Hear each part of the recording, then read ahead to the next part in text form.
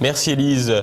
Le mobilier national pillé par les élus de la nation, alors que l'administration socialiste est sur le départ, la commission de récolement des œuvres d'art de l'État a signalé la disparition de 23 000 € d'œuvres et mobilier. Des disparitions que l'État met étrangement plusieurs années à constater. Pierre Bergerot. Tapisseries, bureaux, tableaux, tout y passe. Au fil des années, les biens du mobilier national a dispersé à l'Élysée, dans les ministères, les préfectures et autres ambassades disparaissent comme par magie. Selon le dernier rapport de la commission de récolement des dépôts d'œuvres d'art, l'État a égaré, c'est le mot utilisé, 23 000 pièces. En 2014, la Cour des comptes avait constaté la perte de 32 œuvres et 625 meubles installés dans les résidences de la présidence de la République, à savoir l'Élysée ou la Lanterne, un pavillon de chasse situé à Versailles. Lorsqu'il ne s'agit pas de disparition, il peut aussi s'agir de dégradation.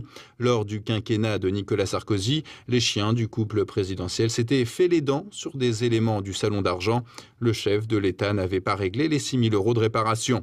Plus récemment, la truculente Valérie Trierweiler, ancienne compagne de François Hollande, aurait piqué une crise de nerfs lorsqu'elle avait appris la liaison entre Julie Gaillet et le président.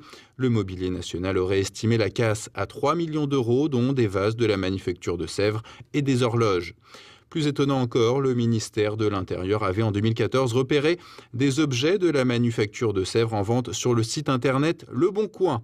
Un attaché militaire avait en effet pris l'habitude d'offrir des assiettes à ses invités. Parmi les ministères, le Quai d'Orsay arrive en tête des mauvais élèves. Les ambassades qui lui sont rattachées sont les plus facilement dépouillables. Dans celle de Conakry en République de Guinée, 5 tapisseries de 2 à 6 mètres de large avaient disparu en 2006.